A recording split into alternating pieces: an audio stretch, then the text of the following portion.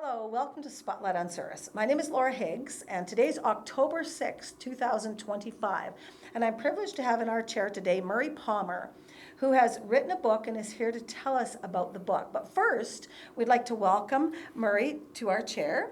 Thank you. And Appreciate that. I'd like to also make sure the audience knows you have connections to Cirrus, that's right? Yes, I was born and raised here. My dad and mother had a farm 7 miles northwest of Cirrus. A lot of the people know my mother and my father, or knew my mother and father. When I walk around town here, they'll say, "Boy, you look like your mom." Okay. You know, All I right. I get that a lot when I come back here. So So what were their first names? my mother's name was Olive, and my father's name was Clifford. Okay. Anyway, I was born around 1950 and grew up on the farm. Did most of the farm kids stuff that you normally do. I was hooked on aviation really early in my lifetime. My first actual memories that I had was when I was sitting out in the yard, a hot summer day, and I heard this strange sound, and I thought it was probably Dad with some piece of machinery coming around behind one of the bins or the barn or something like that. Mm-hmm. And it didn't sound like the tractor, but I couldn't figure out what it was. And finally I looked up, and here was a little yellow airplane coming across the field. I had no idea what it was because I was probably maybe 3-4 years old at the time. And I was awestruck with this thing that could fly around. And what ended up happening is the aircraft came in, circled the yard a few times. I could see the pilot in the airplane. He actually waved at the time, I remember that. I was so awestruck, but what he was doing was taking pictures of the farm. Oh, okay. So that was my first experience with aviation, and that's what I figured I needed to do. So I went to school in Cirrus. My mother had been a teacher at Wolfley School north of Cirrus, but it had shut down just about the time I started school in 1956. And the old school across the street from us over here, I went there for the first few years, and then they built the new school, and we all packed up our books and headed off to the school. Okay. I ended up graduating grade 12 there. When I was in grade 11, my mother came to me and started to say, what college do you want to go to? And I said, I want to learn how to fly, Mom. And she said, look, I've got a life insurance policy that's coming due, and I want you to get some education. And I said, well, I'd like to learn how to fly. And she said, what college would you like to go to? And I said, I'd like to learn how to fly. So eventually she said, okay. And so in the process, I started flying in 1967. I was driving back and forth from Cirrus to Brandon, and I learned to fly in the Brandon Flying Club, I should say. Okay. Grant McGuire from Elgin actually shared the rides with me. He was learning how to fly at the same time. I think everybody would know Grant around here. Yes, absolutely. And anyway, I got my private license from the Flying Club in Brandon. From World War II pilots, they taught me a whole heck of a lot. Anyway, I finished high school and decided it was time to head out. And eventually, I used to go up north. I got a job working up in the Arctic, and I would go up in the Arctic, work for 3 or 4 months at a time, living in a camp, save up my money, come back. And my sister was living in Calgary at the time. I sort of headed to Calgary. It was just an easy spot to get a job. Okay. And I came down, and the first few times I just partied too much and didn't put enough back into the education. But one day I realized, okay, if I'm going to get finished with this pilot's license, I better get at it. Mm-hmm. So I ended up taking. I was learning to fly at the Calgary Flying Club at that point in time, and then I got burnt up in a fire. My car had caught fire. I got burnt up a little bit, so I needed some time to recuperate. Came back to Cirrus and lived at home, and then I made a plan to finish off my commercial license, and I went to Brandon, finished most of the commercial license, ended up in the wintertime knowing that I had a job up in Red Lake, Ontario, and I headed out to Langley, BC, because that was a place where there was open water in January. Mm-hmm. I needed to get a float endorsement so I could fly aircraft on floats for this job that I had lined up in Northwest Ontario.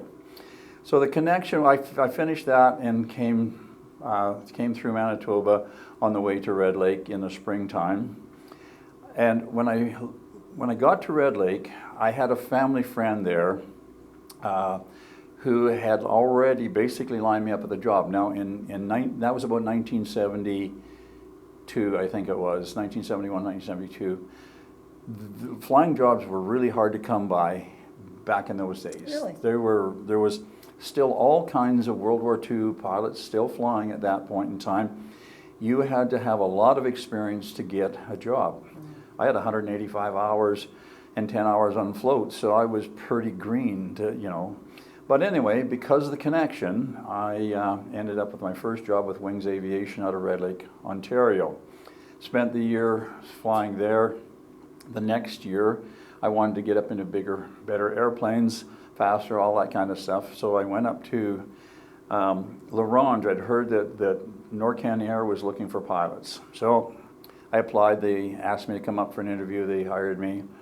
And when I was moving from Northwest Ontario to Saskatchewan, they said, stop in at Prince Albert and we'll get you checked out in the airplane. The airplane that I got checked out on was a de Havilland Beaver, serial number 1. Its registration was FHB. So this became a bit of a famous airplane in the aviation world. Everybody talks about this particular airplane.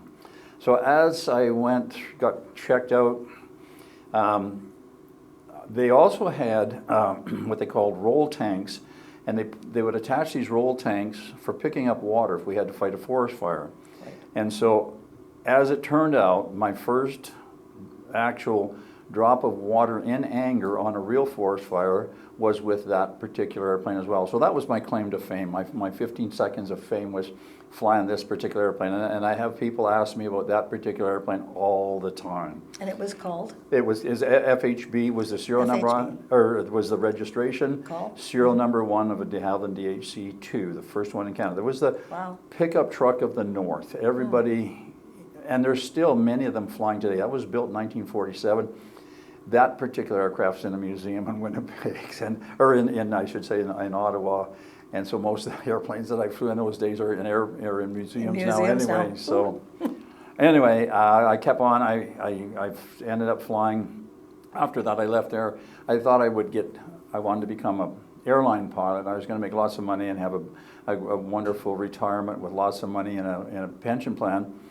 And so I got to Calgary. I got an instrument rating, and I came back to Winnipeg looking for a job because you don't get hired on by the airlines right away. So anyway, there was a company called Aerotrades Western in Winnipeg. Most of the pilots that I'd flown with in Red Lake had actually moved to this company in Winnipeg because it was just getting started. Okay. So I walked in the door and knew 90% of the people in there. The chief pilot knew me and hired me that day and put me to work. So I ended up in Genpeg, Manitoba, flying out of there. We stationed an aircraft there. And what I was doing was charter work and air ambulance and anything that was necessary sort of thing. One of the things that as a kid I wanted to always do was when I was watching TV as a kid, there was a television program on there called the Flying Doctors.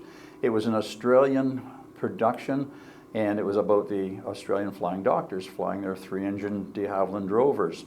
I thought that was the greatest program going. As it turned out, this company had a contract to fly doctors around the northern Manitoba and do all the medevac work and stuff like that. So anyway, what I was supposed to do was to fly down to Gimli, meet this doctor, pick him up. When I picked up this guy, his name was Vin Keane. He walks out and he says, "Hey mate, how you doing?" He was an Australian. He had been a flying doctor in Australia. And here I was now, 15 years later, probably from the time I watched that television program, actually getting to fly an Australian flying doctor around. Nice. So I was following all of these things in my career that I really wanted to do. So after that, I did that for a little over a year. And then I got to think about actually where did I go after that. I would have to open the book to remember the next step that where I went after that. So how old would you have been at that time, by the time you got to that position? I would have been probably 25, 26, okay. somewhere, 27 maybe, about that. Anyway, at that point in time, I decided then I wanted to start to get into a business of my own. So I came back to Souris actually at that time, and I bought a little airplane to do some crop spraying with. And what I was going to do was I was going to fly under what they called a flying farmer's exemption. Okay. My dad was a farmer. I had acquired some farmland from my uncle, and now with this little airplane, I could start to spray in the area. Okay. And that was what I kind of decided I really wanted to do. I did that for about 2 years, and I realized I needed more. I didn't have quite enough to make a complete 12-month occupation, really. So I was doing a bit of farming and driving a school bus and doing a little bit of spraying in the summertime. That wasn't enough, so I decided I'd better go back and get into a position to apprentice to become an aeronautical maintenance engineer. So I knew Red Lake quite well, so I headed back up to Red Lake. I first went back there and I started to fly for a company. And in those days, we were allowed to apprentice without going to school. There wasn't enough approved schools across the country that everybody could get into. So I took the route to go through the apprenticeship program, but I was flying full-time as well to keep paying the bills. In that process, Transport Canada basically said to me, you are only allowed 1/4 of your time towards getting your AME license. So what I was required in the apprenticeship program was I needed to have at least 3 years of apprenticeship time, write the exams that was necessary, and then I would be allowed to acquire the AME license. So if I could only get 1/4 of my time per year, it was going to take me 12 years to get my license. And I said, well, that's no good. That's not going to work. So the company I was flying for, I was doing part-time work with them, but they said, we can't take you on full-time as an AME or apprentice. So I went to work for Red Lake Seaplane Service. Well, there's many stories in that book that I wrote about the adventures that we had while I spent time with Red Lake. Anyway, what I ended up happening is I apprenticed with them approximately 4 more years, and I ended up with what they called my AME A license in those days, which was the mechanical side. What I could do is I could do inspections on airplanes, and I could sign them out before flight. And so now that gave me enough to basically start an aircraft maintenance business and a crop spraying business when I came back here. So I moved back to Souris in 1980, and I built a hangar out at the airport, and at that time I started both spraying as well as doing aircraft maintenance. The one thing that I had going for me as well was that the company in Red Lake Seaplane Service, the owner of that business had what they called an AME B license, which allowed for him to do structural repairs and modifications. And so I had apprenticed under him, and I had enough time, not quite enough time to attempt to write my B license off. But when I came back here, there was a fellow by the name of Tom Eastley in Weyburn at that time. He was a B licensed engineer as well. So I worked under him a bit, and I apprenticed enough to get the 5 years in that I needed to get my B license. Now Tom was getting on in years and he retired. I was the only B licensed engineer between Winnipeg and Regina at that point in time. And what I was doing was going around to a whole bunch of people who had done what they called major repairs or modifications to airplanes. I would inspect it, and then I would sign it out if it met the approvals. So I spent 20 years with the business called General Air Care here in Souris. At that point in time, I started a romance with the Commonwealth Air Training Plan Museum in Brandon. All I ever really wanted to do was work with warbird airplanes, fly them, maintain them, rebuild them, all that kind of stuff. So I spent time, I rebuilt a couple of airplanes that are still flying with the museum in Brandon today. I had many, many good experiences with that. During that time, I was also part of because of my spraying experience, I became a member of the Manitoba Aerial Applicators Association. We did a whole bunch of interesting things trying to improve the position of the aerial applicators in Canada. I went on to become, and I shouldn't say, we formed what we call the Canadian Aerial Applicators Association after that, after we got the Manitoba Association running. So now what was happening is there was an association all across, in all the different provinces across Canada. At that time there was around 450 spray planes working in Canada. And what we were trying to do was to get representation to talk to Transport Canada. That was our biggest hiccups we had. And so ended up, I did an awful lot of work with the association, both with the Manitoba Aerial Applicators and the Canadian Aerial Applicators Association, and I was also a member of the Central AME Association. I was vice president of that. I spent a lot of time in those years running back and forth to Ottawa, doing a lot of work on behalf of the industry to try to make improvements in safety and operations, you name it, anything that would help the aerial applicators sort of thing. So from there, I did that for about 20 years.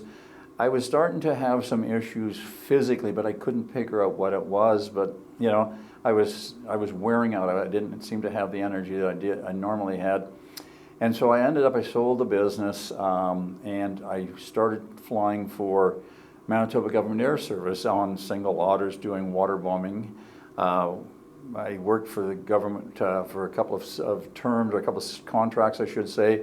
After that, I went up to the Northwest Territories, and I flew and maintained airplanes for Buffalo Airways, the group which was called the Ice Pilots, if anybody watched that on television.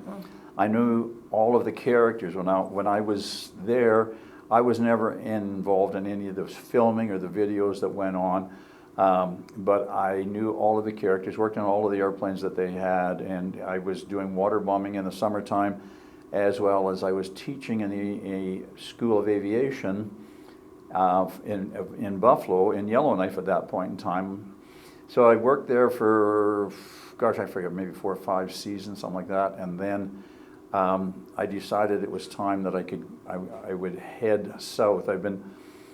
I had done a contract in British Columbia, I should say. It was called a Salmon Enhancement Program, and I decided, or when I went out there, I should say, I was flying out of Port Alberni, and that's where they had the Martin Mars. I'd never seen this particular airplane. Now this airplane, there was 2 of them left in the world. And this aircraft is about the size of a 747, and it's a flying boat. Wow, yes. It was the largest water bombers in the world at that point in time. 6,000 gallons per drop is what we were dropping. Anyway, I wanted to fly one of those, so I ended up somehow or other, don't ask me how this happened, here I was, a kid from the prairies, a farm kid from the prairies who was a crop sprayer, ended up flying in the most elite flying club in the world. This airplane has a 200-foot wingspan. It picks up 6,000 gallons. We can pick up a ton of water a second with it. And we were fighting forest fires in British Columbia. I flew it across the Rockies to Alberta for the first time. We worked out of Alberta that one season. Didn't work well in Alberta because there's just not enough water, enough big lakes to get in, and we had to have big lakes to get that machine in and out of. I finished up that, and what ended up happening, what stopped that, is what was making me sick. I finally found out I got diagnosed with hepatitis C. What had happened, I'd got burned up in a fire. They had given me a blood transfusion. With that, they gave me hepatitis C. I had it for 34 years. Transport Canada, when they find out, says, take your license and rip it up and throw it away. So I was fired from the position of pilot on the Mars, and totally to be expected because I didn't have a license. Anyway, the company was very good to me because of my engineering experience. They kept me on. And I was into a situation where I was going to take for the next year a really tough protocol of drugs, 144 rounds of interferon, which was not fun. And you've probably heard of your nurse, yeah. Yes. Yeah, I can tell. We can tell all kinds of stories about that, but we won't bother. Anyway, I cleared the virus, and after a year of interferon treatments, and the next job that I had was flying the Fireboss. Now, the Fireboss is a spray plane on floats. I became the first commercial Fireboss pilot in the world and did all of the prototype flying in Canada with that airplane, which was part of what my heritage was. I was a spray pilot. It just, everything kind of fit together, sort of thing. And then after that, I left. Once that contract was over, basically I went to work for an outfit called Viking Aircraft in Victoria. I was in charge. I wanted to see what aircraft manufacturing was all about, because I'd been in practically every other aspect of aviation except for manufacturing.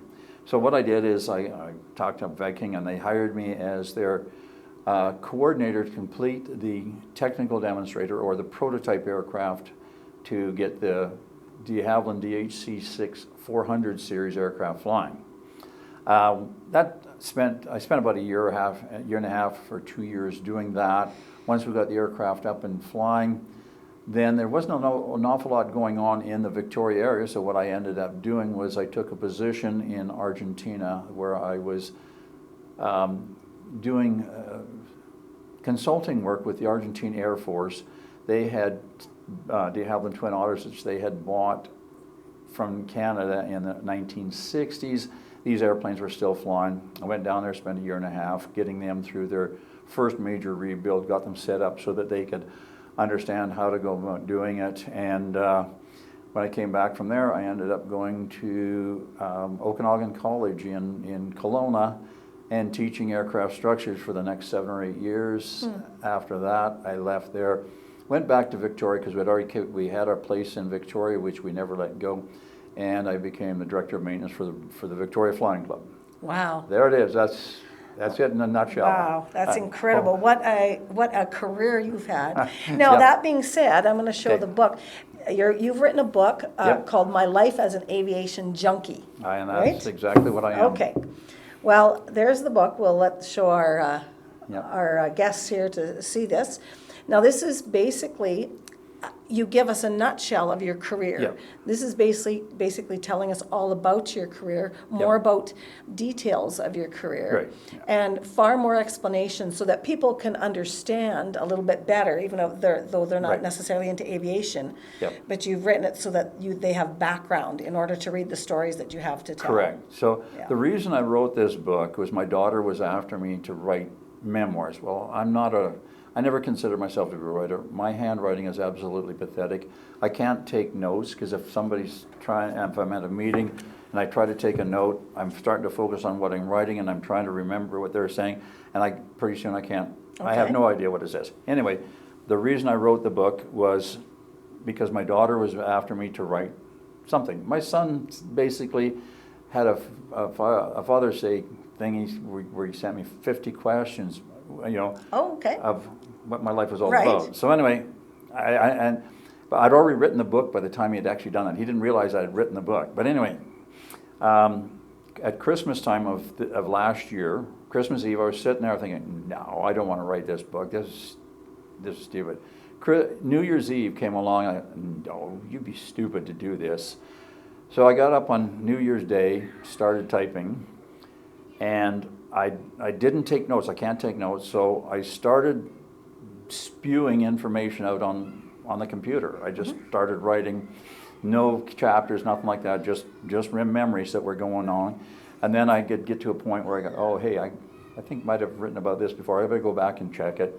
Took me hours to find what I had written, because I was just Right, in no order. Yeah, Okay. in no order. And I had started out chronologically. I have to do this. My brain says I do it from beginning to Okay. end. Yeah. So I started out chronologically. So I go back to certain areas, and then when I realized what I was doing, so what I did is I started. If I had to make changes, or if I forgot something and I wanted to add to it from then on, at that point in time, I'd change the color of the font. So now I had a color to go back to when I was continuing writing, sort of thing. So every time I would then change another story, I would change to a different colored font. Okay. At that point in time, basically, I wrote until I had the manuscript finished around the third week in February.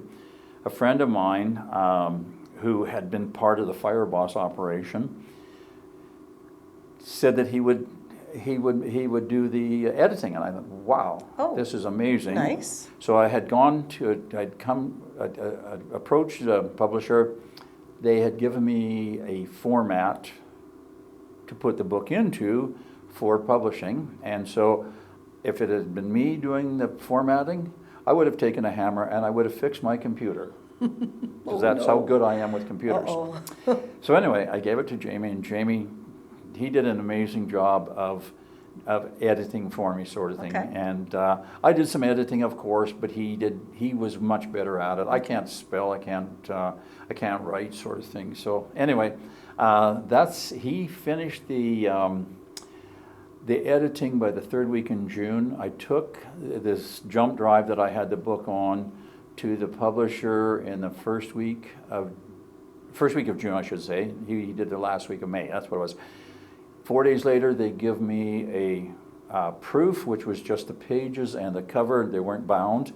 I took it home, flipped through it, and I thought, yep, this is good. I went back to him, I said, yes, go ahead. And they had printed the first 175 books for me by the end of June. Wow. 2nd of July, we got in our car and we headed towards Souris, coming across the prairies. All of the characters that I knew of that were still alive in the book, I hunted down. I give them a copy of the book because they were copies of that. I came back to Souris. We had Class of '69 reunion. Right. Then continued on. I went to Kenora, Red Lake, Kenora, Dryden, and then up to Red Lake, giving books to people that I knew, sort of thing. I sold a few copies along the way as well, and ended up heading back to Victoria by the time we finished. Mm-hmm. But you came back to Manitoba. Yep. This week because you went to the conference. Is that right, in Right. Brandon? So this was very surprising. I was not expecting this in any way, shape, or form. I got a phone call from the museum in Brandon, and they said, we're hosting a Warbirds Canada forum, or conference, I should say. Okay. Would you be interested in being the guest speaker? And I went,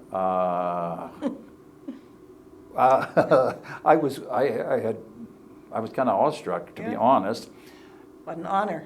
But anyway, I said, yeah, I'll think about it, you know.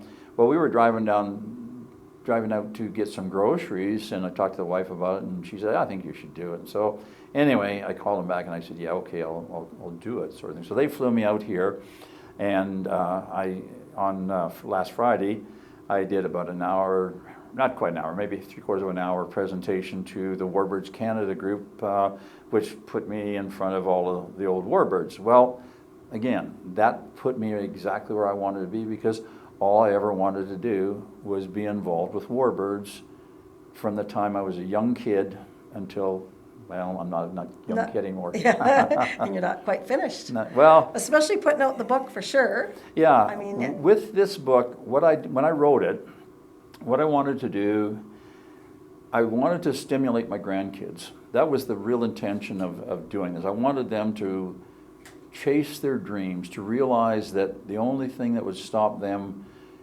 from reaching their dreams would be themselves, you know? And Yeah.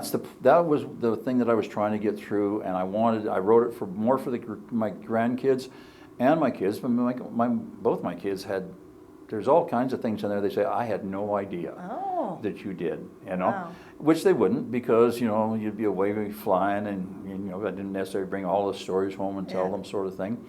So anyway, I knew that there was going to be people who wanted to read the book that had no understanding of aviation. And there's lots of things in here, lots of stories I tell, and I wanted them to understand. So I tried to explain sections of it before it got going, so that they would have an understanding of what I was actually talking about. So I would, if there was a specific airplane and how it would perform, or you know, some statistics about it, I would talk about that before I would get into the actual story. Right. About it, so they would understand a bit, and then I would carry on the story. Now there is sections of the book that start with things that happened when I was quite young, but there was no ending until quite a few years later. So it's broken up, and I try to carry people through, bringing them along, giving them some information at first to get the interest in it, and then a chapter or two down the road complete that particular story. I go back to that original story and talk about it, and then tie it all together. Right. Yeah. Well, that's a great idea. But Yeah. still mostly in chronological order. It is all in chronological order. I started from the time I was a real little kid up until my very last flight, which was about a year ago, sort of thing. And it was actually a very interesting flight. I was helping a fellow out who had built this aircraft. He had been working on this airplane for 30-some years. It was what they call an amateur-built or home-built aircraft. I was involved with helping people build many, many years ago, sort of thing. And at first I was interested in the airplane because it was different than what I had been used to. It had an engine I'd never seen before. It was a LOM engine. It was built in Czechoslovakia. And I was just interested in this engine. It was different, but you know, anyway, he needed some help with his books. I helped him get through a bunch of the things that he needed to do with the books. And then he said, I need somebody to fly the first 25 hours off. And he said, yeah, you know, I said, well, for some reason, I said I would do this. And my pilot's license I had let go for a while, and I hadn't, you know, I didn't have any medical issues that I figured would cause me any problems, but I'd had a bout with cancer before that, so I knew that Transport Canada was going to get excited. I did the MOT medical, went to Transport Canada. They eventually approved me to go back flying, which I had no reason why they wouldn't.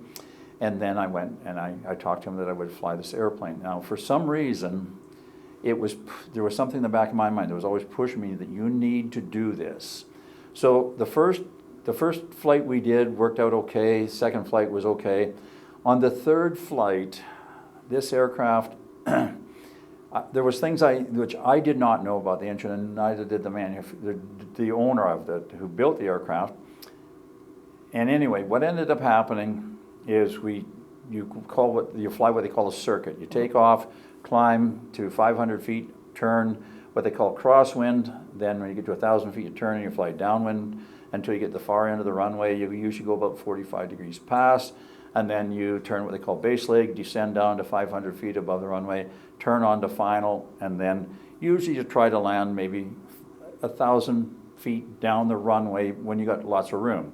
And this is what my intent was. So as I turned on what they call base leg, I'm at 1,000 feet, I'm descending down to 500 feet. Mm-hmm. I'm ready to land, and now I just turn on to final. My plan was to land, like I said, about 800 to 1,000 feet down. There was traffic following me, so I had to make sure that I was going to get down the runway and get off.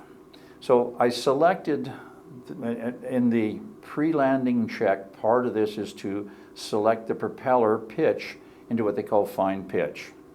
Well, anyway, what ended up happening when I selected it into fine pitch, it basically pulled me forward into my shoulder harness. I've never had that happen in my life on a single engine airplane like this. And okay. This was something strange, and it started to fly extremely. I could tell that we were on close to what they call stalling. In other words, there wasn't enough air going over the wings. Mm-hmm. And what we had all of a sudden, instead of this nice long gentle descent, now we're in a very steep descent. We're heading for the ground very quickly, and I'm just, all of my instincts of 20 years of crop spraying, where I would pull up, go into a tight turn beyond the verge of a stall, was telling me this airplane's stalling. But I didn't touch anything because I know it would be. I didn't know what had happened at that point in time. I just knew that we were in a bit of trouble. Anyway, I landed or touched down just before the runway. I rolled the wheels in the grass onto the threshold of the runway, and it stopped very quickly. I couldn't figure this thing out, but now I realized, wait a minute, we're supposed to be doing a circuit. We've got traffic behind us. Let's get out of here. And so I hit the throttle, The aircraft was rolling at that time. It instantly stopped and backed up 30 feet. And I pulled the power off, yanked on the brakes. I got on the radio, said, hey, we're having trouble. And I was going like, what happened? Tried to figure this thing out. I pushed the throttle forward. It backed up again. What Really? had happened is that the propeller has what they call a pitch stop, and it had gone from a tractor propeller, pulling it, into full reverse. So now it's pushing the air in front of it instead of pulling it through. And so that put the aircraft right on the verge of stall, and it was just pure instinct that I didn't do anything. I just flew the airplane, got it on the ground, and then once I got on the ground and I tried the second time, fooled around with the pitch control, it went into what they call beta, and I could taxi ahead and pull off the runway. What I think was happening there, honestly, was there was divine intervention, because this voice kept telling me, you got to fly this for this guy. And it was my years of experience flying on the edge of a stall all the time that I think allowed me to get this aircraft back on the ground. Both of us were fine, a little shook up maybe, but But anyway, that was the last flight. That was your last? Yeah, but that doesn't bother me. I will still go back flying. I love flying, but that was the last flight that I was on. Yeah, wow. Yeah. That's very, very interesting. So many more stories oh, yes. like that in this book. And like you say, in chronological order. And you had a friend do the editing and formatting for you and send it into the publisher. Which publisher did you choose? It was First Choice Books Division of Victoria, British Columbia. Okay. Yeah. Okay. Yeah. And so where can people find this book if they would like to purchase it from you? There's basically 2 or 3 ways. Right now, the museum, the Commonwealth Air Training Plan Museum in Brandon, has a number of copies. You can buy it there for $40. My sister has a few copies in town here. Oh yes, your sister lives in town still, and her name is? And I brought a bunch of books with me, and I'm going to leave a few with her. Linda Perrin. Yeah, Linda Perrin. And what I have done is I put my name in the front of the cover with how to order. There's my telephone number there and my email address. Right. If you anywhere in the world, if you want to email me, you can e-transfer me $40, and then depending on where it's going to be shipped, what has been happening, I've been shipping them out. It's been costing me $20 to ship them across Canada. I think it was $23 or $4 into the U.S. I shipped some down to Argentina to the guys I was working with down there, and I think it was about $34 or something like that to get them down there, sort of thing. So I don't have any choice over the fees to move it, and I don't know what's going to happen with the mail strike right now. Right, exactly. Exactly. But that's how to go ahead and get them. Well, that's very handy then that they're in town with your sister Linda Perrin, and also at the Commonwealth Museum in Brandon. Right. Now they're not open every single day, are they? Pretty much they are. Or Monday to Friday. Yeah, Monday is all week, seven days a week. 7 days a week. Okay. Yeah, as far as I know, 7 weeks from I think 8 o'clock in the morning till 4 o'clock in the afternoon. Oh, usually. good. That gives people opportunity to go. People who are at work from Monday to Friday days can go up there and pick up your book. And it's worth going to the museum. There's 3 airplanes in there that I rebuilt, and I flew 2 of those in the movie For the Moment.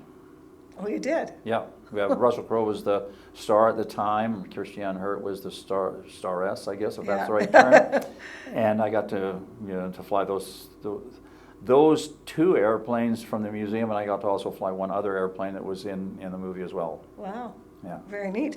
I know the Brandon Sun did an article on the.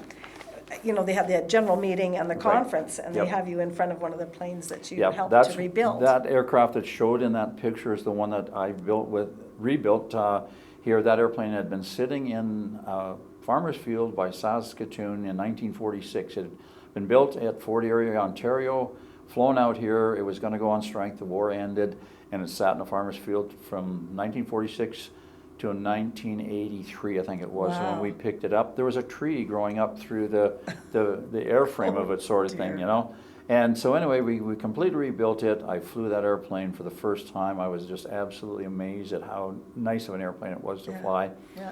And it was all done through the volunteer, not all of it, I should say. A lot of the work was done by the volunteers from the museum at the time. We brought a lot of the stuff that was pretty specialized that I needed to make sure that we did out to the hangar in Souris here when I was at the business going. We did the work that was necessary. We eventually assembled it all here in Souris. I did the first test flight here, and then a couple of days later I flew it over to Brandon, and we had a kind of a gala event when they accepted it at that point in time. Nice, very nice. Yeah. Wow. Well, that is great.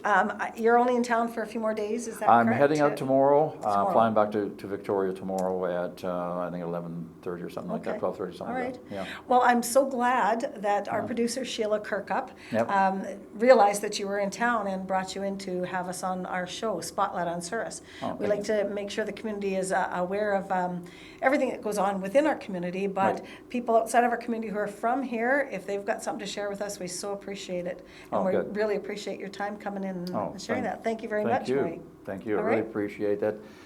Souris has always got that soft spot. People ask me where you're from. I always talk about Souris. There's a couple of stories in there about, and I don't know how much time do we have left? I don't want to overrun Just this. about 2 minutes. Okay. So anyway, in Red Lake, Ontario, when I first started to fly, I went down to the local hardware store. There was a Chieftain hardware store in Red Lake, Ontario. I walked in, and I forget what I was buying. Doesn't matter what I was buying. But anyway, the guy that owned the store, I get talking to him, and he says, "You're not from around here, are you?" I said, "No, I'm not." You know, I was 21 or so years old or whatever it was at the time, 22. And he says, "Whereabouts you from?" I says, "Oh, a little town in Manitoba." He said, "Oh, yeah? What town?" I said, "Oh, you've probably never heard of it, a little town called Souris, Manitoba." I said, "Just southwest of Brandon, about 30 miles. He says, "Oh." He says, "What's your name?" I says, "Murray Palmer." He says, "Oh, you're Cliff Palmer's boy, aren't you?" Oh my gosh. And I Really? went, "Who are you?" Anyway, it was Elmer English. Elmer English had Yeah. lived in Souris here, and he was a Lancaster pilot, and I had him tell me some amazing stories of the stuff that he experienced, sort of thing. And I got along very well with him. His daughter Wendy, I knew her. In fact, she's one of the characters in the book because of Elmer. I wrote about that, and I Nice. gave Wendy a copy of the book Nice. in August when I was there. Wow. So. That's a great story. Yeah. Well, folks, you can pick it up, the book, as we said, at the Commonwealth Museum in Brandon and from Linda Perrin right here in Souris. Thank you so much again for coming in and joining us. My pleasure. My pleasure. Thank you. Thank you for joining us here at Spotlight on Souris. Have a great rest of your week.